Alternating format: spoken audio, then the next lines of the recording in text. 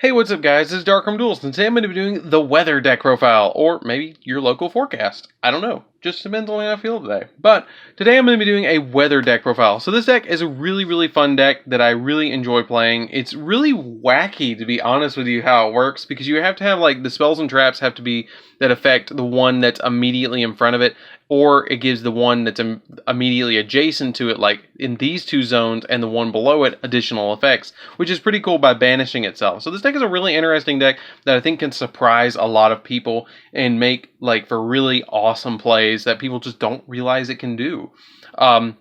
Without further ado, guys, let's get straight into this. Don't forget to like, comment, subscribe. Tell me what you think of this video down in the comments down below. Hit that bell there so you can become part of the notification squad, and let's get straight on into this. So first off, we're going to be playing 3 copies of the best monster card in the deck, and that is 3 copies of the Weather Painter Snow. So when this card is normal summoned, you can place a weather spell and trap card from your deck face up in spell and trap card zone, and you only use its effect once per turn. And then once per turn during your sand phase, if this card was banished from the field, to activate the weather spell or trap effect, you can special summon this card that is banished. All of them share that ability. They can be special summoned when they're banished, but they all have different abilities on top of that. So then I play 3 copies of my other favorite one, and that is 3 copies of the Weather Painter Thunder. It's my favorite artwork of them all. But Thunder's effect is that you can send a face-up weather or face-up continuous spell or trap card to the graveyard, and then place a weather spell or trap card from your deck face up in your spell and trap card zone, which is really cool to just be able to cycle through them and get what you need. Then I play 2 copies of the Weather Painter Sun. The Weather Painter Sun is, if this card is in your graveyard, you can send a face-up continuous spell or trap card you control to the graveyard to special summon this card in defense position. And if you do, you place a weather spell or trap card from your hand face up in your spell and trap card zone. The really interesting thing is you don't have to actually, like, activate any spells at all.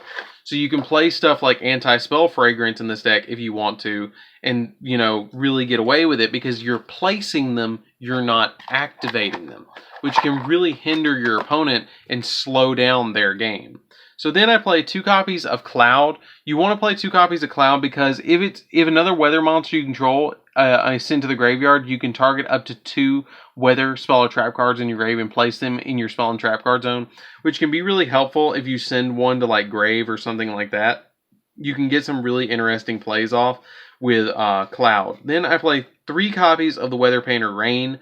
The Weather Painter Rain is basically a vanilla. I hate to put it that way, but it's basically a vanilla.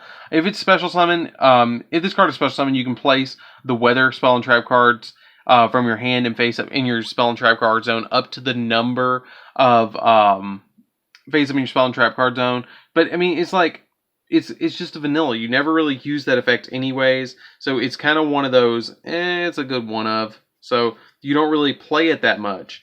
So then I play 1 copy of the Weather Aurora canvas. I play 1 Aurora because she's really easy to summon out with the Weather canvas, Rainbow canvas, which is just an awesome, amazing card. But basically, you can, when she's normal summoned, you can place a Weather spell and trap card zone in your spell and trap card zone from your hand, deck, or grave, which is cool. And your opponent cannot target the Weather spell and trap cards you control with card effects, which is also really amazing. And I'm really glad we have effects like that. But it's not that big of a deal to normal summon her at all. That's not a big deal to me to just normal summon her because they're going to special summon themselves back. And to give up a 0 attack point Snow for a 2200 beat stick is really not that big of a deal to me. Then I play 3 copies of Ash Blossom. The Ash Blossoms come in really handy because you can just make the Ash Blossoms, you know, stop your opponent from doing all sorts of crazy plays, which can really assist you. And then I play, that's actually it for the monsters, guys. So let's get into the spells. So the weather canvases is where you really start getting your effects off and really start getting your plays off. So we're going to be playing 3 copies of Called by the Grave, just so our opponent can't hand trap us. We're just going to stop those hand traps, which usually our weathers are going to dodge those hand traps anyways, like effect veilers and stuff like that. We can just banish them and they get their effects. So then we play 3 copies of Snow, the Weather Canvas Snow. Each one of your weather painters actually gets a canvas, which is really cool. But the snow one, basically, the weather the weather effect monsters in your main monster zone of this card's column and its adjacent columns gain the effect. So, like, for instance, if you have it here, then the ones here, here, and here gain this one's particular ability, which is kind of cool, and I really like that gimmick. It's really weird, but it's really neat at the same time, and I'm really glad that they did something weird like that. Like, it's really innovative because they came out with this and Magical Musketeers at the same time. So what this one does is you can banish this card, which is the monster. You banish the monster. Quick effect, you get to add a weather card from your deck to your hand. Any weather card from your deck to your hand, which is cool. One copy of Snow Canvas. This one you can banish the monster that's immediately above it or adjacent to it. Then target a monster on the field and half its current attack, which is cool. That's really awesome to use with Boral Sword, by the way. One copy of Rain Canvas. This one basically, Giant True Nade's a spell and trap card on your opponent's side of the field. You just return it to your hand, return it to your opponent's hand. One copy of Sun Canvas. Sun Canvas is alright. You get to banish the monster that's immediately adjacent to it, then tribute that target. Then you get to target another monster you control, tribute that, and then after you do, you special summon one weather monster in your hand or deck, but not with the same name. So it replaces the one that you had on the field. It's okay. It's a good one to have as like a utility, but you don't really use it all that often. And for the last 3 spells, I play 3 copies of Valhalla because you want to get your weathers on the field as quickly as possible, so you need 3 copies of Valhalla, and you always draw it, so that's why I don't play the Searcher for Valhalla, so I'm not really that worried about it. So that's it for the spells, guys. Let's get into the traps. So the traps is where this deck really gets crazy. The traps are what's really good. You really get the Searchers with the spells, but you really get into like the negations with the traps and stuff. So we're going to play 2 copies of Anti-Spell Fragrance. Anti-Spell Fragrance is, like I said before, if you have a Weather Painter, spell, or trap, and place it, the ruling is on that, if you place them, it doesn't count as activating. So that still goes through with your Anti-Spell Fragrance, because Anti-Spell Fragrance says activate. So that's something that you guys should totally look up. It's totally true. I've done it for years with this deck, and it's really awesome that you can do that, and it's really nuts. So then I play 3 copies of Drowning Mirror Force. Drowning Mirror Force is because you're banishing the majority of your monsters. So you flip Drowning Mirror Force, and you just get that additional, like, hitting all your opponent's monsters, which can really frustrate your opponent by just bouncing all their monsters and just get so many different plays off and stopping your opponent from doing things.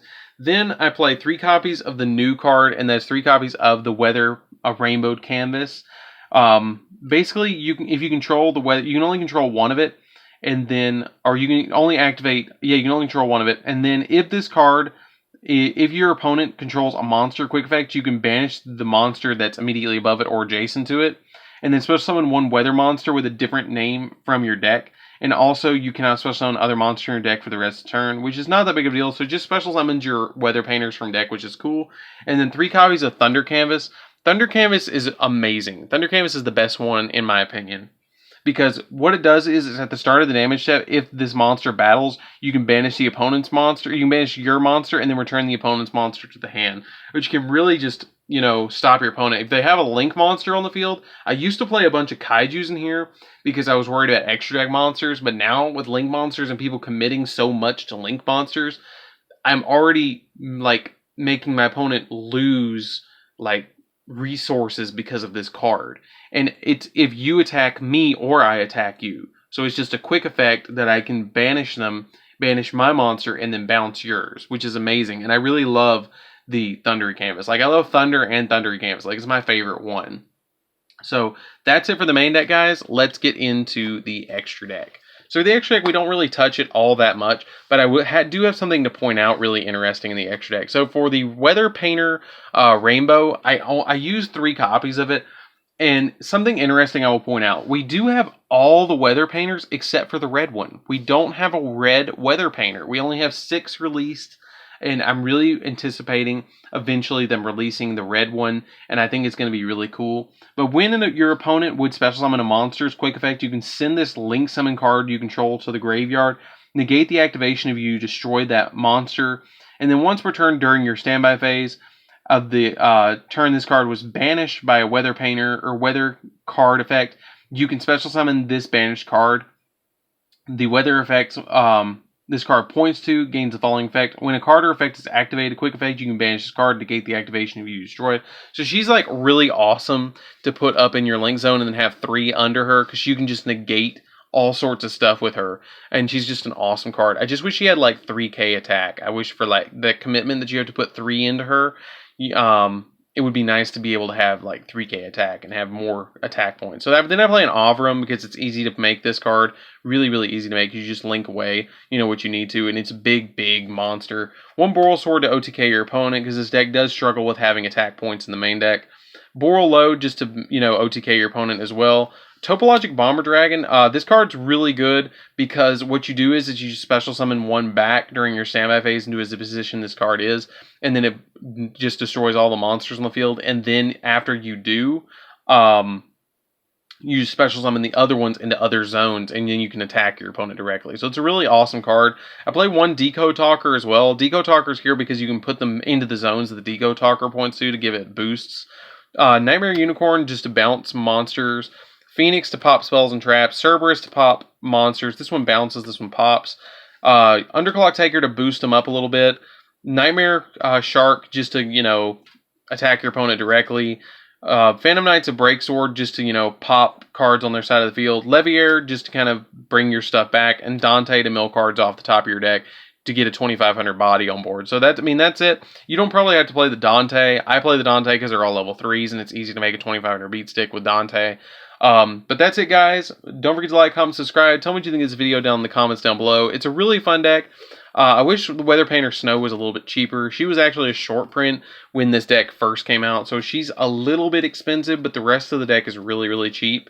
But don't forget to like, comment, subscribe. Tell me what you think of this video down in the comments down below, and I'll see you guys in the next one. See you around, guys.